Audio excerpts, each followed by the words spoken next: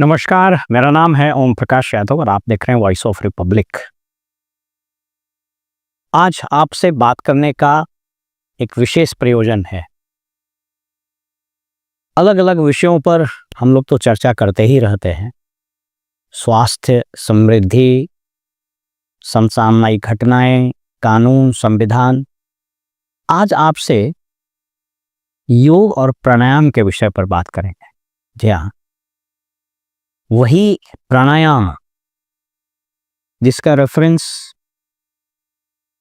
भारतीय धर्मशास्त्रों में, आयुर्वेद में न जाने कब से चला आ रहा है।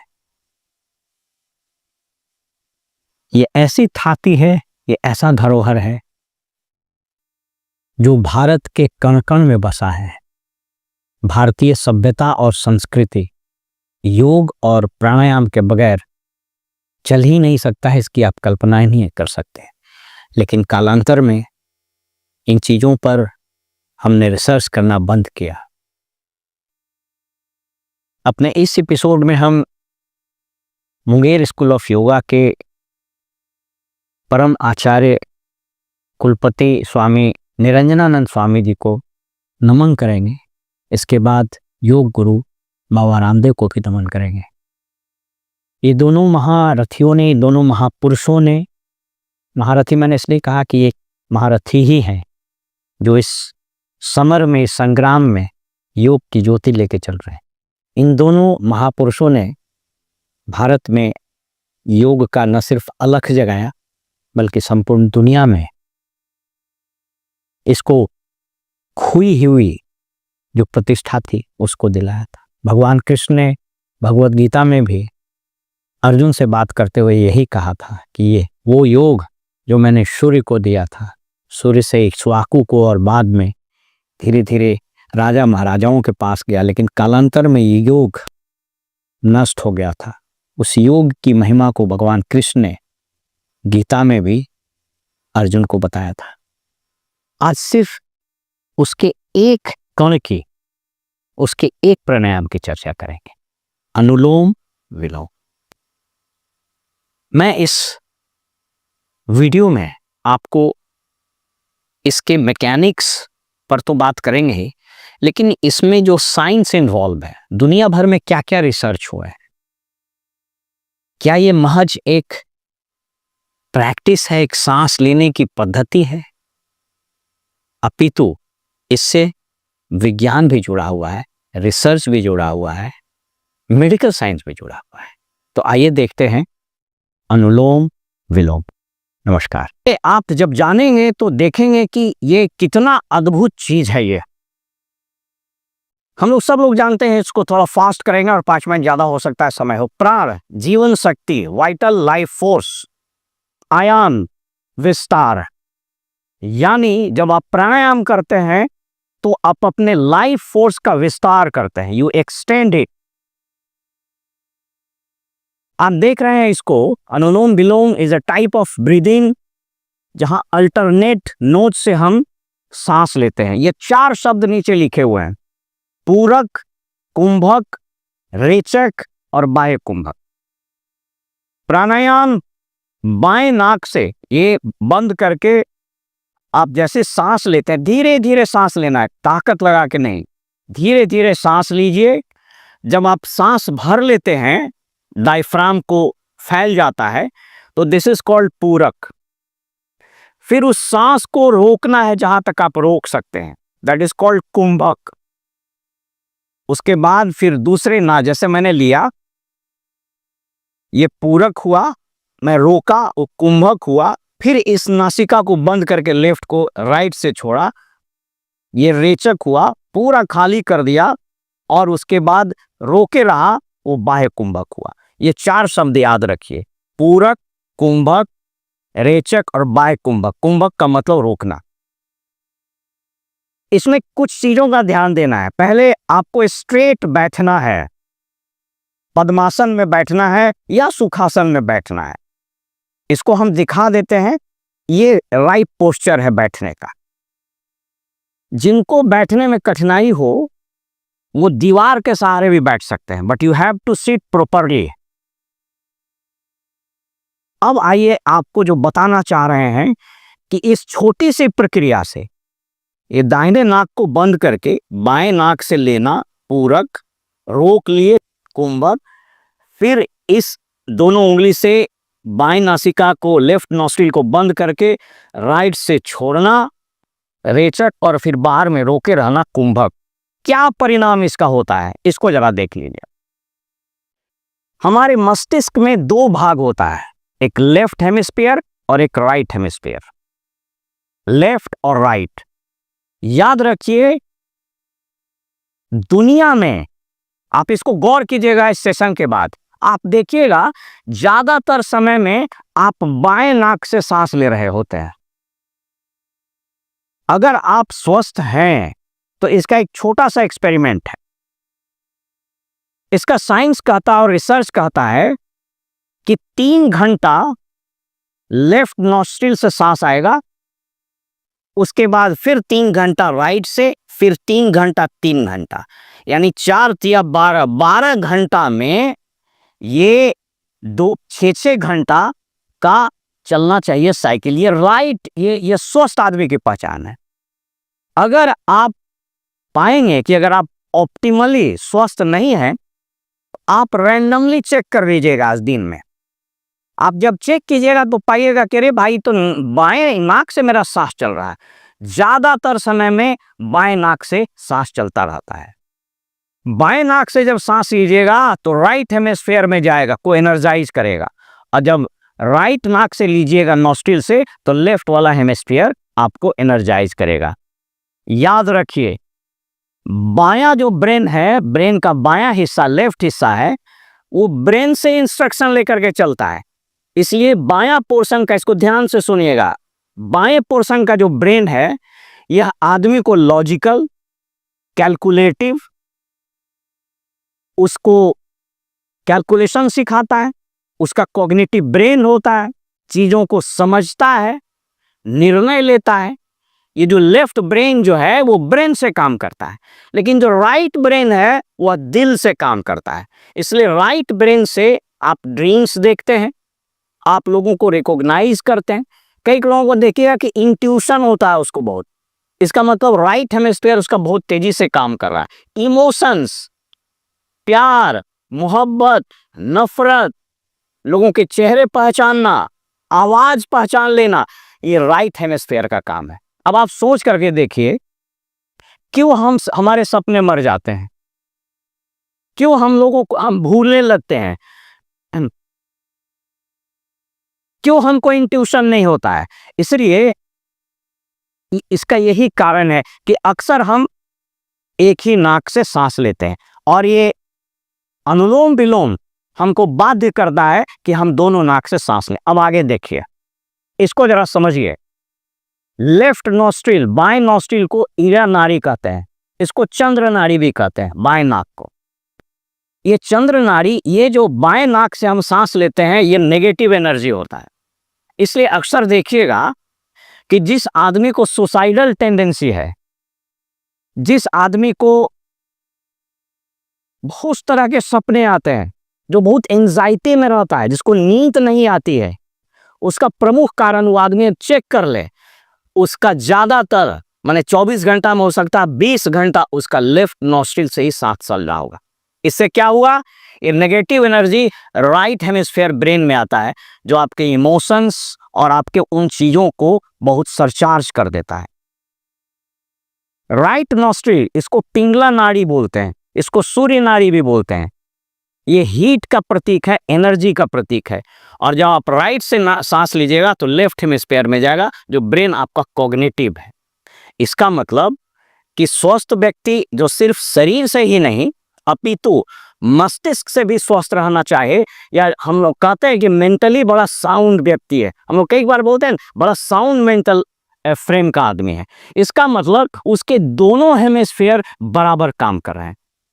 और याद रखिए कि एकमात्र अनुलोम विलोम ऐसा प्राणायाम है जो आपको राइट नॉस्ट्रिल से सांस दिलवाता है, यानी राइट और लेफ्ट, दोनों नॉस्ट्रिल से जब आप सांस लेते हैं तो आपका चंद्र और सूर्य नाड़ी दोनों जागृत होता है। इसका परिणाम क्या होता है देखिए, इसका परिणाम यह होता है कि जो सेंट्रल चैनल है शरीर का, उसको सुषुम्ना नाड़ी बोलते हैं, वो जागृत हो जाता है। कई ऋषि मुनियों को आप देखिएगा, आप देखते होंगे, उनके पास अद्भुत आभा होता है। वो समय को पढ़ लेते हैं, भविष्य को पढ़ लेते हैं। भविष्य के पढ़ने से मेरा मतलब क्या है? इसका मतलब है उस व्यक्ति का दोनों हेमिस्फेयर इक्वली एनर्जाइज्ड है, दोनों नॉस्ट्रिल से वो सांस ले रहा है और उसकी सुषुम्ना नाड़ी जागृत हो गई है। और ऐसा करके कोई आम व्यक्ति भी अगर इसको ठीक से प्रैक्टिस करता है, रेगुलर प्रैक्टिस करता है, ज्यादा देर प्रैक्टिस करता है, और यदि उसकी सुषुम्ना नाड़ी जागृत हो गई तो आपको अंदाजा नहीं कि आप क्या कर सकते हैं। अब थोड़ा शॉर्ट करते हैं, क्योंकि इस विषय पर आप कम से कम 45 मिनट का आप सेशन लीजिए तो पूरे अनुलोम विलोम के सभी चीजों को आप समझ सकते हैं। लेकिन हम अपने कम समय में आपको आगे की चीज बताते हैं, क्या फायदा होता है उसके अलावा, जिसकी चर्चा मैंने की, उसके अलावा क्या फायदा होता है। और ये सबको रिसर्च के सहारे, नेहा वर्मा जी अब अपना बंद कर लीजिए mic, cardiovascular and neural effect, ये बताता है कि जब आप इस तरह के प्राणायाम करते हैं तो जो यौगिक प्रैक्टिस करने वाले लोग हैं उनका कार्डियक और न्यूरल ऑसिलेशंस होता है और उसमें इक्विलिब्रियम एस्टैब्लिश होता है। कॉग्निटिव इन्हांसमेंट, मैंने बताया ही कि अनुलोम विलोम प्राणायाम करने से लेफ्ट हेमिस्फेयर और राइट हेमिस्फेयर ब्रेन का ये दोनों जागृत होता है। इसलिए याद रखिएगा, किसी को अगर सुसाइडल टेंडेंसी आता है, नेगेटिव थॉट्स आते हैं, एंजाइटी रहता है, नींद नहीं आती है, तो अनुलोम विलोम के प्रयास से, इसके प्रयोग से, इसके प्रैक्टिस से आप इन चीजों को दूर कर सकते हैं। रिस्पिरेटरी बेनिफिट इफेक्ट, ये तो अद्भुत है। और आप हमें याद रखिए, कोरोना का एक न्यू वेरिएंट आ गया है, इसलिए हम लोगों को अपने श्वसन प्रणाली पर फिर से ध्यान देने की जरूरत है। इसको जब आप पढ़िएगा तो एक शब्द आपको बता देते हैं, the respiratory benefits effect the anulom vilom pranayama as an adjuvant treatment modality in bronchial asthma reported improvements in dyspnoea, इसको डिप्निया भी बोलते हैं लेवल। ये डिप्निया लेवल क्या है इसको समझ लीजिए। इसके 5 लेवल होते हैं और आप ये अपने टेस्ट कर सकते हैं। क्या आप थोड़ा देर चलते हैं तो हफने लगते हैं, इसका मतलब 5वें लेवल पर है। आप सीढ़ी चढ़ते हैं तो हफने लगते हैं, 4थे लेवल पर है। तो ये लेवल बना हुआ है, यानी 0 से 5 लेवल, तो इसको बोला जाता है डिप्निया लेवल। आप देखिएगा कि अगर आप चलते हैं, दौड़ते हैं, सीढ़ी चढ़ते हैं तो हफने लगते हैं, 1 से 1.5 महीने का अगर आपने प्रैक्टिस किया अनुलोम विलोम का, तो ये जो डिप्निया लेवल है यह आपका इंप्रूव कर जाएगा। डाइजेस्टिव सिस्टम, ये बताने की आवश्यकता नहीं, जब आप इसको करते हैं तो ज़्यादा ऑक्सीजन आप इनहेल करते हैं जब आप, और वो सर्कुलेटरी सिस्टम को इम्प्रूव करता है। और जैसे ही सर्कुलेटरी सिस्टम इम्प्रूव करता है, आपकी डाइजेस्टिव सिस्टम ठीक हो जाती है। आपको अक्सर लोग बताते होंगे कि खाना खा के वज्रासन में बैठिए। इसका क्या मतलब होता है? इसका मतलब होता है जैसे आप वज्रासन में बैठते हैं, ब्लड सर्कुलेशन का जो प्रभाव है वो आपके स्टमक में, आपके इंटेस्टाइन में बढ़ जाता है। और जब ब्लड सर्कुलेशन का प्रभाव इंटेस्टाइन में और स्टमक में बढ़ जाता है तो डाइजेस्टिव सिस्टम को बहुत अच्छे से प्रभावित करता है। रिडक्शन इन ब्लड प्रेशर, इस पर सब पर रिसर्च हुआ, आगे हम बताते हैं। इंप्रूवमेंट इन रिएक्शन टाइम, इसको थोड़ा ध्यान से देखिए।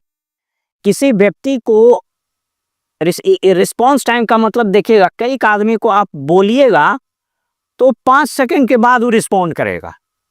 उसको मच्छर काटा है तो फ्रैक्शन ऑफ सेकंड के बाद उसको महसूस होगा। उसके रूम में कोई आदमी प्रवेश कर गया है तो थोड़ी देर के बाद वो रिस्पॉन्ड करेगा।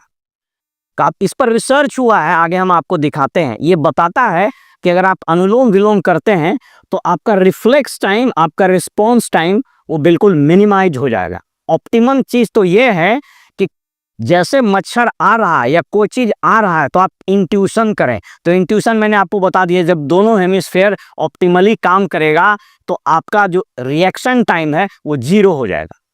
अब आइए पेशेंट्स विद पैरालिटिक स्ट्रोक, इसको ध्यान से सुन लीजिए, इस पर रिसर्च भी हम आपको दिखा देते हैं। अगर कोई व्यक्ति लकवा से ग्रसित हो गया, हाथ में मार दिया, पैर में मार दिया, चेहरे में मार दिया, लकवा ग्रस्त हो गए, इस पर रिसर्च हुआ है। Case study on stroke recovery, yoga in stroke rehabilitation, a systematic review and results of the, इसका पायलट स्टडी किया गया तो पाया गया कि अनुलोम विलोम से, इसके निरंतर प्रैक्टिस से 5 महीना, 6 महीना, साल भर होते होते जिसको लकवा मार दिया है उसमें सिग्निफिकेंट इंप्रूवमेंट होता है। इसका मतलब क्या हुआ कि अनुलोम विलोम एक बहुत सिंपल, सेफ और इफेक्टिव प्रैक्टिस है। इसका रेगुलर प्रैक्टिस अगर आदमी करे तो माइंड और बॉडी ये दोनों को बैलेंस करता है, और ये आपके रूटीन लाइफ में अगर आ जाए तो आपको इनर पीस और वेलनेस देता है। मैं कुछ रिसर्च पेपर आपको खाली दिखा देता हूँ। ये journal of yoga and physical therapy मैं आपको इसलिए दिखा रहा हूँ कि जो हम लोग कभी कभी, और खास करके जिसको हम अपनी भाषा में बोलते हैं, जो बहुत सारा पिंगल पढ़ने वाला टेटिया होता है ना, वो पूछता है कि नाक से हवा लेने से क्या हो जाएगा। कोई को बहुत मजाक में बोल देता है कि कपाल भाती अपनी हिलाने से क्या हो जाएगा। देखिए ये research journal of yoga and physical therapy ये क्या कर रहा है, ये प्राणायाम के इफेक्ट से क्या होता है इसकी चर्चा कर रहा है कि effect, the immediate effect of Nadi शोधन। नाड़ी शोधन कुछ नहीं, अगर किसी दिन मौका मिलेगा तो आपको नाड़ी शोधन के बारे में बताएंगे। अनुलोम विलोम का ही एडवांस्ड रूप नाड़ी शोधन है। लेकिन नाड़ी शोधन में जाने से पहले ये बताते हैं योग गुरु, और इस पर कई एक रिसर्च है कि पहले आपको अनुलोम विलोम को पहले खूब अच्छे से रेगुलर कर लीजिए, there after you should go preferably with nadi shodhan. ये कह रहा है immediate effect of Nadi Shodhana Pranayama on functional mobility in stroke parents. इस पर चर्च पेशेंट्स, यानी जिसको लकवा मारा है उस पर क्या प्रभाव पड़ेगा ये देख लीजिए। इसके बारे में जरूर आपको बताते हैं, क्योंकि इसको हम सब्सक्राइब किए हैं। ये नेशनल लाइब्रेरी ऑफ मेडिसिन, ये दुनिया की सबसे बड़ी फिजिकल और डिजिटल लाइब्रेरी है अमेरिका में। ये अमेरिकन गवर्नमेंट द्वारा फंडेड है। इसमें 7 मिलियन, आई रिपीट 7 मिलियन यानी 70 लाख किताबें, रिसर्च पेपर, जर्नल्स, मैन्युस्क्रिप्ट आदि स्टोर्ड हैं। ये जो देख रहे हैं आप पब मीडिया सेंट्रल, ये रिसर्च इंजन है इस पूरे इसका। तो ये भी बता रहा है कि role of yoga and meditation as complementary therapeutic regime for stress related neuropsychic disorders, यानी किसी को न्यूरोलॉजिकल प्रॉब्लम हो तो उससे भी काम कर सकते हैं। ये पढ़ने के लिए समझने की जरूरत ये है कि आपको ये समझना चाहिए कि जो जर्नल्स, क्या क्या जर्नल्स इसमें प्रकाशित होते रहते हैं। कुछ जर्नल्स में आपको रेफर कर रहा, आपको इच्छा करे तो पढ़ सकते हैं। एक जर्नल है journal of alternative and complementary medicine. आज के तारीख में दुनिया में ये बात बहुत बहुत तेजी से पॉपुलर हो रहा है कि जो कन्वेंशनल मेथड है मेडिसिन का, उससे इतर अल्टरनेटिव तरीका अपनाइए, क्योंकि दवाई जैसे ही आप लेते हैं उसके साइड इफेक्ट्स शुरू हो जाते हैं। Journal of Ayurveda and integrative medicine, ये हाल में प्रकाशित होने वाला बहुत शानदार एक जर्नल है।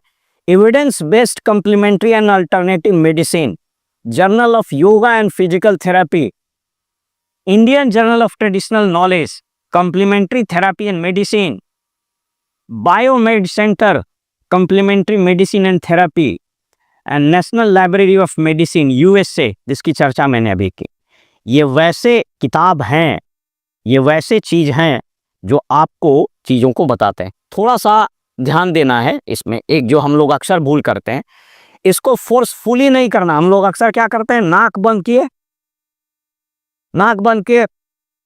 नहीं, इसको बिल्कुल नेचुरल वे में जाइए, और इसका ड्यूरेशन बढ़े तो ज्यादा अच्छा है। देर तक सांस लिए, फिर जितना रोक सकते थे रोके, पूरक हुआ, कुंभक हुआ, फिर लेफ्ट नॉस्ट्रिल को बंद करके धीरे धीरे छोड़िए, जितना देर आप छोड़ सकते हैं। एवॉइड प्रैक्टिसिंग आफ्टर मील्स, आप खाना खा के तुरंत इसको नहीं कीजिए। कहता है कि अगर आपने खाना खाया तो 4 घंटा का ड्यूरेशन जरूर होना चाहिए। जिनको हार्ट का बीपी का इशू है उसको घबराने की जरूरत नहीं है, सिर्फ ध्यान ये देना चाहिए कि योगा टीचर से अच्छे से सलाह करके लीजिए, बल्कि इसी में फ़ायदा भी होता है, बट उसमें कुछ चीज़ों को थोड़ा सा अवॉइड करना है।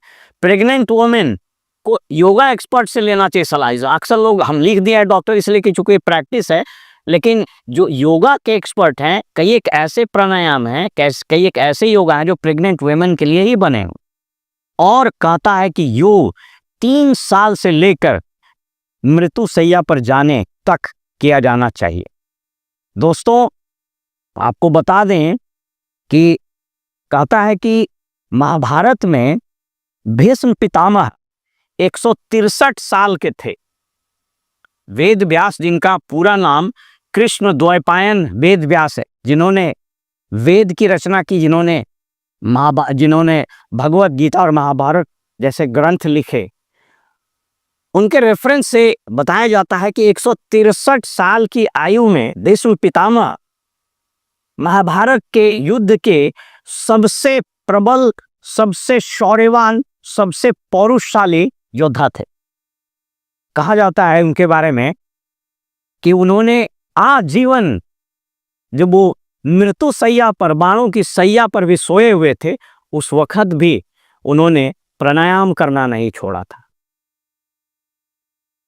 स्वामी विवेकानंद के बारे में रिसर्च बताता है कि वो नाड़ी शोधन प्राणायाम रेगुलर करते थे, और अगर आपने अनुलोम विलोम और नाड़ी शोधन प्राणायाम पर महारत हासिल कर लिया, महारत से मेरा मतलब रेगुलर प्रैक्टिस किया, तो आप अपने संपूर्ण ज्ञान को कंडेंस कर सकते हैं। और कदाचित यही कारण था कि दुनिया के सबसे बड़े विद्वानों में से एक, हमारे देश के महापुरुष, आधुनिक युग के निर्माता विवेकानंद ने अपने संपूर्ण ज्ञान को 9 वॉल्यूम्स में कंडेंस करके रख दिया है। तो यह प्राणायाम न सिर्फ आपके शरीर को स्वस्थ करता है, अपितु आपके मन को, आपकी आत्मा को, आपके सोल को भी स्वस्थ करता है। और ये ऐसी प्रक्रिया है, यह ऐसा प्रैक्टिस है जिस पर आज भी रिसर्च हो रहा है। आज भी लोग नहीं जानते हैं कि इसके कितने प्रभाव हैं। जितने रिसर्च हो रहे हैं वो सारे रिसर्च नए नए परिणाम लेकर, नए नए रिजल्ट लेकर के आ रहा है। फिलहाल हमें इजाज़त दीजिए, किसी दिन मौका लगेगा तो हम लोग अनुलोम विलोम और नाड़ी शोधन पर एक विस्तृत चर्चा करेंगे। मेरा ये इन चीज़ों को दिखाने का मात्र एक मकसद है कि लोगों में एक जो साइकोलॉजिकल इशू होता है, लोग जब तक प्रमाण नहीं देखते हैं, लोग जब तक एविडेंस नहीं देखते हैं, तब तक उनका विश्वास आस्था में नहीं बदलता है।